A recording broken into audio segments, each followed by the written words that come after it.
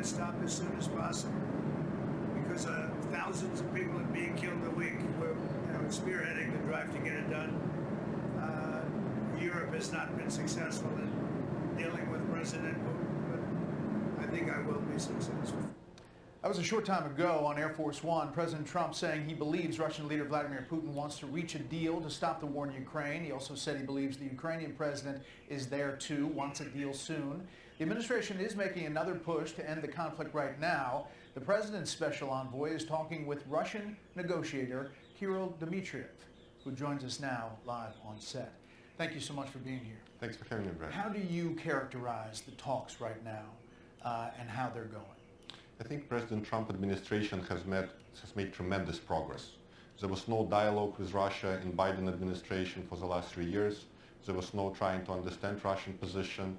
There was no really solutions that could have been successful. And what President Trump team has done, they understood what the solution space may be, and they achieved the first de-escalation ever in the conflict, which is stopping hits on energy infrastructure between Russia and Ukraine.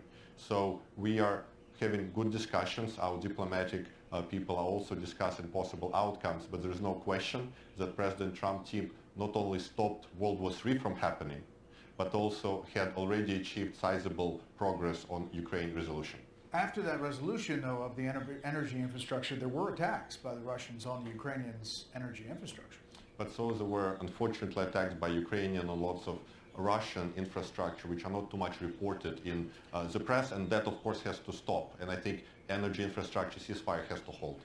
You, Russia, have a lot of sanctions put on your country by the U.S., and it runs the gamut: importation of Russian oil, energy products into the U.S., sanctions on oil-carrying vessels, other sectors, financial services, aerospace, metals, and mining. In fact, you had to get a waiver on sanctions to travel here to the U.S. Is lifting sanctions part of the condition for the ceasefire that you're talking about? Well, Russia is not asking for lifting of sanctions, because if you look at our GDP growth, it's actually 4% last year versus just 1% in Europe. If you look at our debt to GDP, it's 18% versus 100% in Europe. So I think what we see is that actually US companies lost around $300 billion of foregone profit from withdrawing from Russia.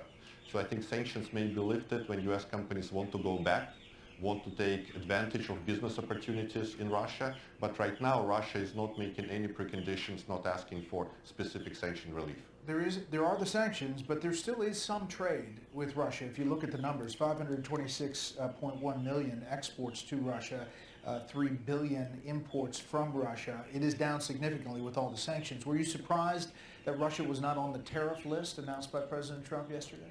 Well, I think it was more of a technical issue not for part of this negotiation? Trump administration, not a big part or not a part of this negotiation too much. But I think there is basically huge opportunity for us to have dialogue and to do business together. And by the way, we talked to many people in the administration, some people in the legislative branch, and they always, once you ask them, hey, how about Russia and US doing more business, restoring relationship, they actually are surprised and say, well, maybe that's a good idea. So I think there is a positive outcome of not only Ukraine discussions, but of restoring ties and having lots of partnership and economic opportunities between US and Russia. You know, President Zelensky sat in that very seat a couple of weeks ago and told me that his main concern for Ukraine and his people is security guarantees. Take a listen.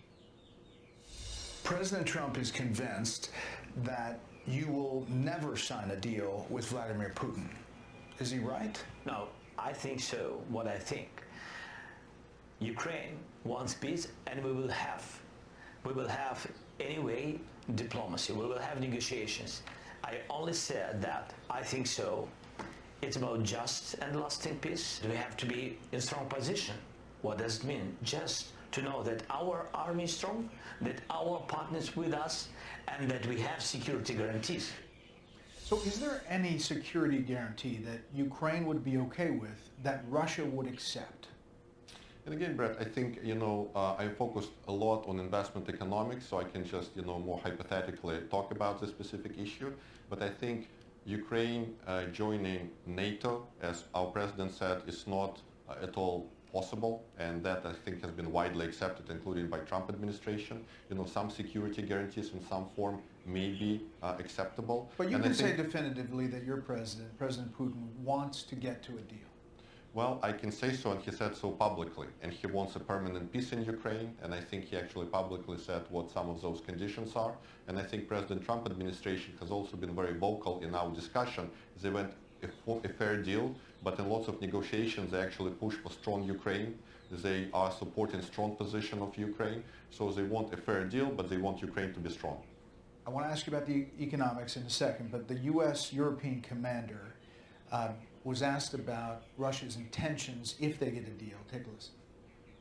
Do you believe that after Russia invaded Georgia, then Crimea, then eastern Ukraine, that if some sort of deal was reached with Vladimir Putin, especially one that advantaged him, that he'd be done with invading neighboring countries, that he would be done with adventurism in Europe? I do not, ma'am. My professional assessment, based on years of study, is that this is part of a broader pattern in Russian history. If Russia gets a deal, makes a deal, is that the end of the adventurism going forward to other countries? Well, I think definitely so, and I would say there are lots of false and fake narratives circulating, such as Russia possibly going into Europe. I mean, that's just a crazy idea. And the problem is there are lots of crazy people and they discuss it together, so it becomes like crazy, group crazy. And I think President Trump is very realistic. He knows it's not going to happen. And I think it's very important that there are safeguards in place. But what is dangerous is that there are lots of sort of false narratives and people stay in those narratives before the same people were proposing decisions on Ukraine that would never have worked. And if you propose decisions that doesn't work, it means you don't actually have a decision that can work. Last thing, you say that the Russian economy is good. There's obviously a lot of other people saying it's not, and it's hurting.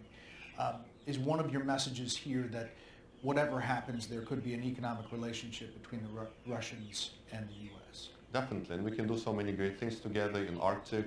We can do deals in rare earth and other minerals. We can do lots of cooperation in LNG and other areas. So I think one of the big issues between us, we never had really lots of economic cooperation. We believe that economic cooperation will allow us to also solve any political issues and be positive. And I think that positive economic cooperation can happen with President Trump's team. Covering all sides, we appreciate you coming in and talking to our viewers. Thank you, Brent.